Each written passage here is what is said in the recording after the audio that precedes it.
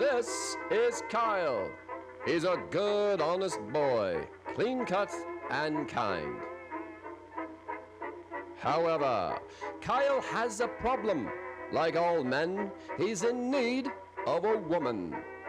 The first step a man must take in finding his mate is choosing one that is right for him. She must be respectable, quiet, but most of all, she must be completely loyal to Kyle.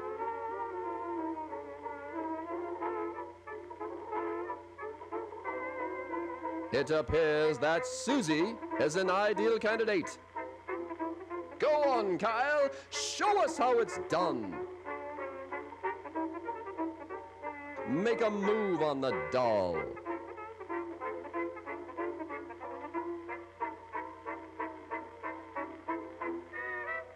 Don't tell me you're giving up now, old sport. The Dane just needs a little more encouragement.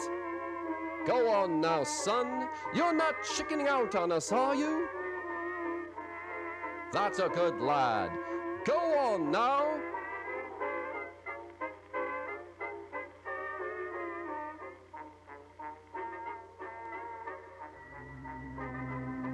That's a good lad. Go on now. Go on now.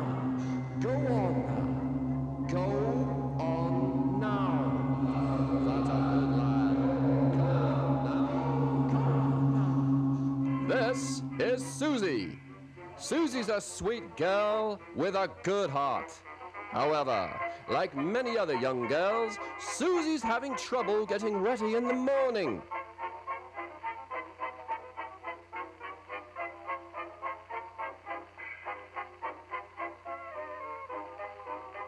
No, Susie, that's not the right way at all. You have to look proper in order to attract a man. Let us show you how it's done.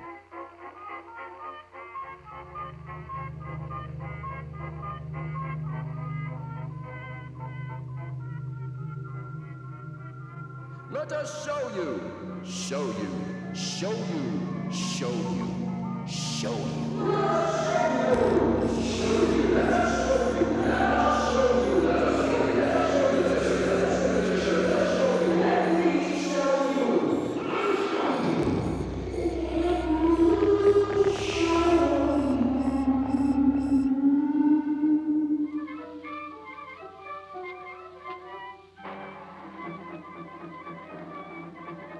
This is Kyle. He's a good, honest boy, clean-cut and kind. However, Kyle has a problem. He doesn't know how to put on a tie. Right then, old sport. Let us start by taking the fat end of that tie there and hanging it down below the thin end. Next, grasp the fat end and wrap it around the thin end twice. That's a good lad. Good lad. Good lad. Good lad. Good lad. That's a good lad. Good lad. Good lad.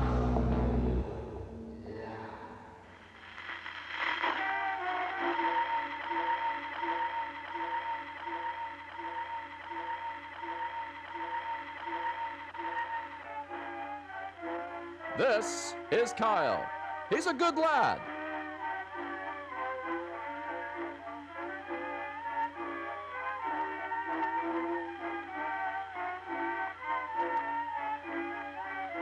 This is Susie. She's a sweet girl.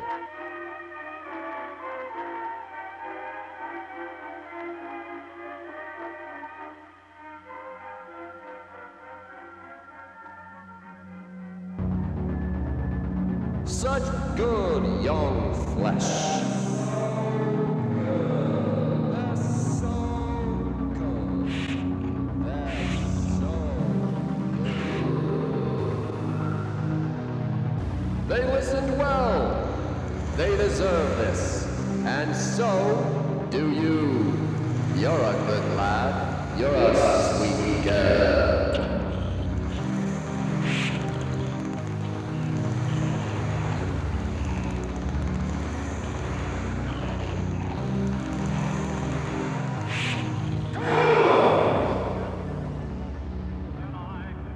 This is Kyle. He's a good, honest boy, clean cut and kind. And he's finally got rid of his problem. Where would we be without manners? Why, we'd be no better than the animals. Can't you be like Kyle and Susie too? Well, can't you?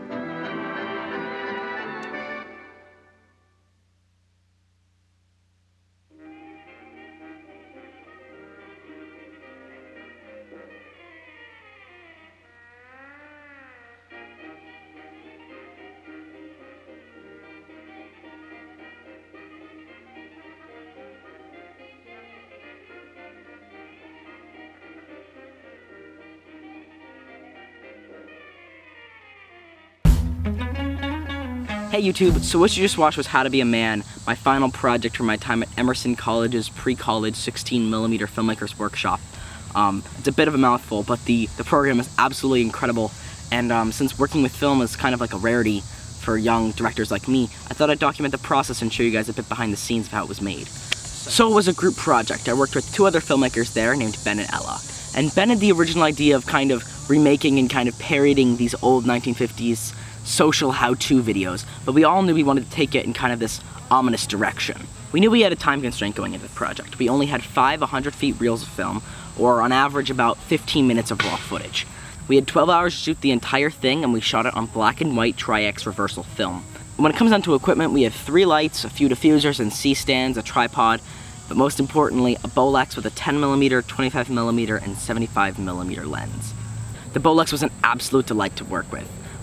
It's just this mind-blowingly intricate piece of machinery, and the noise it makes when it runs is just beautiful. There were a lot of technical hurdles using a film camera, mastering the light meter, making sure you don't expose the film, any registration issues, or loading the film wrong. Nowadays, anyone can make a video on their phone, but back in those days, it took a lot of dedication and practice just to get it right before you could even worry about making art. One of the more charming aspects of the camera is that instead of using a battery, it's hand-wound, and winding it was always one of my favorite things to do. Once we shot the movie, we sent it off to a lab and waited about a week for it to come back developed. We edited the film on Steenbeck editing tables, which were also really fun to work with. They're these big blue flatbeds that basically are a sideways projector that you can pause, rewind, and fast forward on. Editing was really fun, but again, complicated. One of my favorite things to do on the Steenbecks was the rewind bench. Basically, it rewinds your film really tightly in like 30 seconds. It's another one of those things that's really tactile that you really can only get with film. It's really quite charming. We designed and mastered the soundscape digitally on Logic Pro and then transferred it over to MagTape when we were finished, using a MagDubber. Once everything was fully analog, then we could sync it up and make sure the whole thing ran smoothly. Once we were finished, we got to project it on the big screen at one of the theaters at Emerson, alongside Bartholomew Brown and a few other projects from my peers.